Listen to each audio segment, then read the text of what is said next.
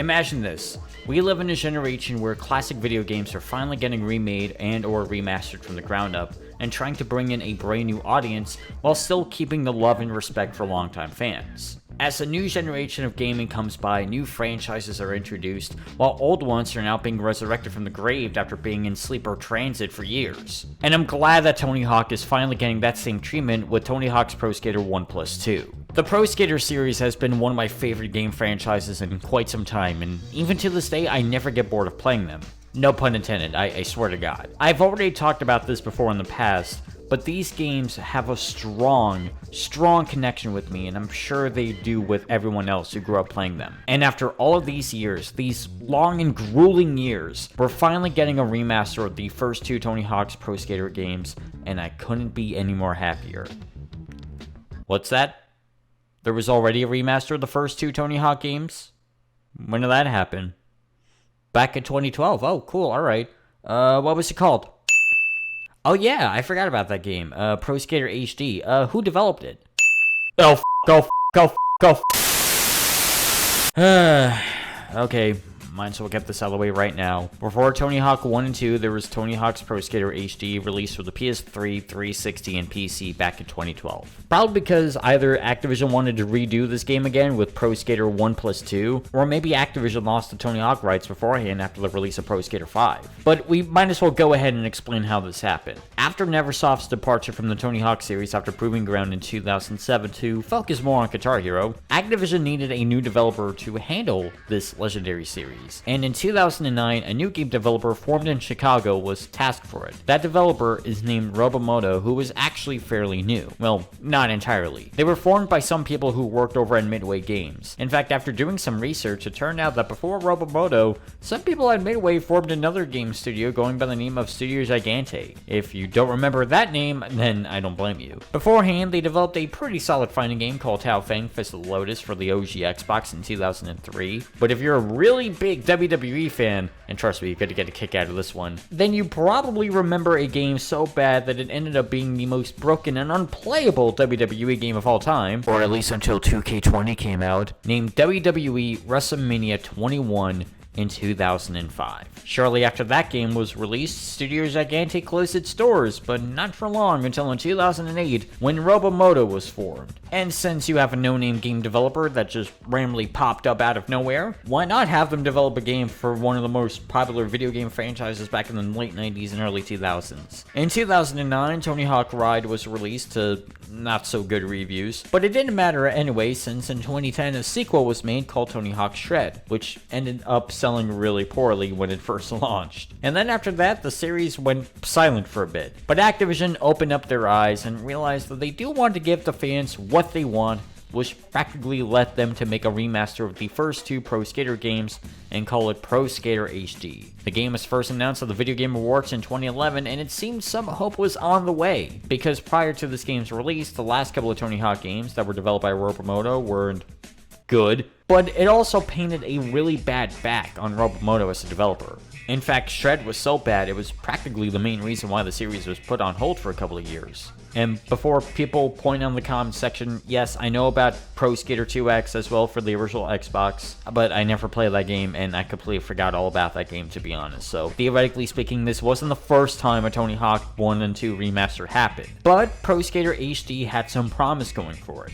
Even coming after Ride and Shred, it seemed that Activision and Robomoto really wanted this game to draw back classic fans while also introducing new ones as well. You know, something that remasters and remakes are supposed to do. However, once I started playing the game, there were already some plentiful amount of concerns. For starters, we might as well talk about the skaters themselves. While the list isn't bad, it feels weird to not have almost all of the skaters from the first two games. At most, we only have Tony Hawk, Andrew Reynolds, Rodney Mullen, and Eric Costin, with Steve Caballero and Jeff Rowley as DLC. But I don't have any of the game's DLC, at all. It's completely gone. New skaters include Riley Hawk, Chris Cole, and even guest skaters like frickin' James Hetfield from Metallica. Now, I have no problem with them adding in new skaters to the game, but even then, the list just feels short. The first Pro Skater only had 10 characters, and Pro Skater 2 had 13 characters. And while, yes, Pro Skater HD does add in new characters via updates and DLC, even then, it still doesn't excuse it because vanilla Pro Skater HD only had a total of 8 characters, and only half of them are returning from the old games. Oh, and Creative Skater? It's gone. Nowhere to be seen at all. Same thing with Creating a Park. It's completely absent from this game for some reason. Apparently it was because the developers wanted to go back to that classic feeling of the first 2 games, which is nothing more than a crock because they added in features from Pro Skater 3 on here too, and also the absence of local multiplayer in favor of online. Hell, there's no skate videos at all in the game either. So that classic feel argument just comes off as an excuse for the developers being lazy. And that's what this game is. It's lazy. And I haven't even begun talking about the gameplay yet. Okay, so Pro Skater HD comes packing heat with only 7 levels under its belt, all of them being taken from Pro Skater 1 and Pro Skater 2. And much like in the originals, you need to complete a specific amount of goals to unlock the next level. These can range from getting high scores, to finding certain items, to pulling off a gap with a specific trick. It's your standard Pro Skater experience, which is to be expected. However, the problems start once you play the game. We might as well talk about the skating itself first. Now, the game controls are pretty similar to how a Tony Hawk game is supposed to be. You ollie by pressing the jump button, a grab trick by pressing the grab button, a flip trick by pressing the flip button, and a grind by pressing the grind button. You can also turn by using the bumpers on a controller or using the left analog stick, reverting by pressing the right shoulder button, and manual by pushing the left stick up and down. Now, the controls are laid out pretty fine, but the problem is how they respond.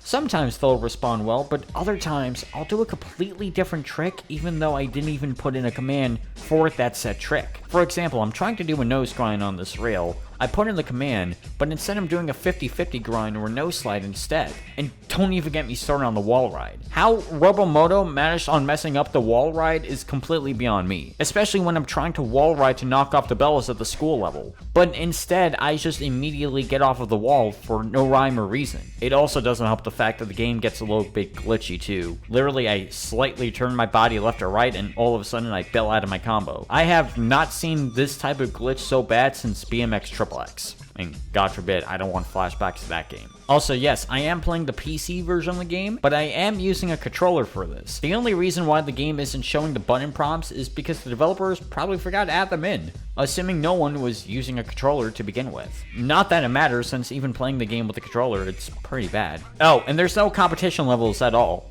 Well, correction. There is one returning, but it's not even a competition level. Marciales is just like all the other levels in the game, which completely hinders the difference and excitement of what made competition levels great in the originals. And completely taking them out in HD is honestly one of the dumbest decisions to be made. You do unlock stuff like secret skaters and cheats the more you play, but due to how little fun I had playing this, I didn't even bother to try them out. As for presentation-wise, well, this game looks pretty bad. For starters, the character models and textures look more like something that would have been released for the PS2 or Xbox. Well, interesting enough, some of the texture models of buildings were pulled straight from Pro Skater 2X. I mean, if it came around the early days of the 360 and PS3, then maybe it would get a pass. But this came out in 2012, and there were already better-looking PS3 and 360 games out then, or even beforehand. And the color palettes for this game are so disgusting to look at. Now, obviously, this was when every game needed to have nothing but brown, gray, or beige colors during this generation, but it just doesn't fit well for this game. The vibrant colors are now absent in this game. Venice Beach used to look pretty good in the original Pro Skater 2, and while the sun effect looks decent in HD, it just doesn't fit well for the environment. And the character models look pretty generic too. Though they don't have those black outlines like in Pro Skater 5, HD still rather looks similar to Pro Skater 5, funny enough, which might explain why Pro Skater 5 is referred to as Pro Skater HD 2. Now, there is one good thing I can say about this game though,